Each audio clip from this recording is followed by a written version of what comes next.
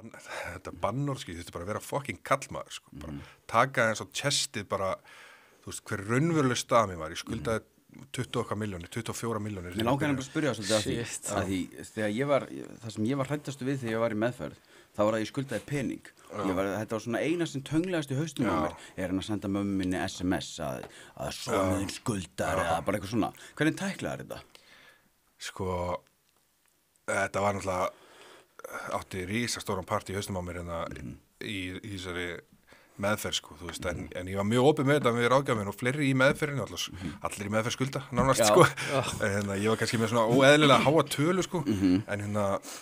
það sem ég gerði var að ég,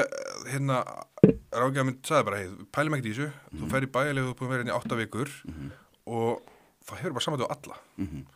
Og það var bara ræðileg tilhugsun en út af því að það var plan og plan sem ég framfylgdi og ég lét alla vita, ég í meðferð og flestir af þessum gaurum eru stærstu glæpamenn Íslands sem ég skuldaði pening og þeir sáu bara stöðun á mér í restina, bara, ég var bara búinn, og ég sagði bara, ég þarf smá tíma, ég í meðferð og tala við ykkur þegar ég útskýrðast og svo eftir það, þegar ég útskrifast, þá hef ég samband við allt aftur, þá var ég búin að taka ákvörðun að fara í nám og ég sagði, ég bara fara í nám, ég get ekkert látið ykkur hafa peninginn á næstunni, en ég var mjög heppinn með það, ég gat unnið upp í, ég var að þrífa bíla hjá þeim og svona alls konar, þrífa bíla hjá mömmur og ömmur og eitthvað svona, upp í skuldir og já, fekk ótrúlega tækifæri til að borga skuldina baka, sko. Mér að segja, veit ekki hvort ég eigi að segja frá því, sko. Jú, ekki, ég var sem sagt í fótbolta í fjóruðildinni og ég skuldaði ákveðnu manni upphæð, há upphæð, tæpa 1 milljón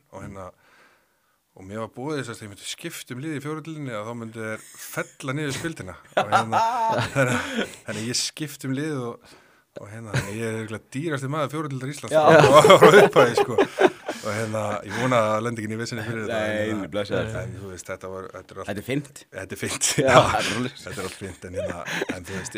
svona tækifæri dutt endast sem ég hendurnar á mér þú veist, þrífa og kóta bíla fyrir þess að gauðra einhvern veginn og svo fór ég að vinna á bónstöð með náminu og bara einhvern veginn náði að fá alltaf einhvern veginn pening, þú veist, og ég var alltaf bara ógeðslega fátækur á þess tíma, þú veist, og var bara með strákið minn aðra hverja helgi fyrst, en síðan var hann komin aðra hverja viku og þetta var bara fucking tough shit, þú veist, það var bara oft sem að,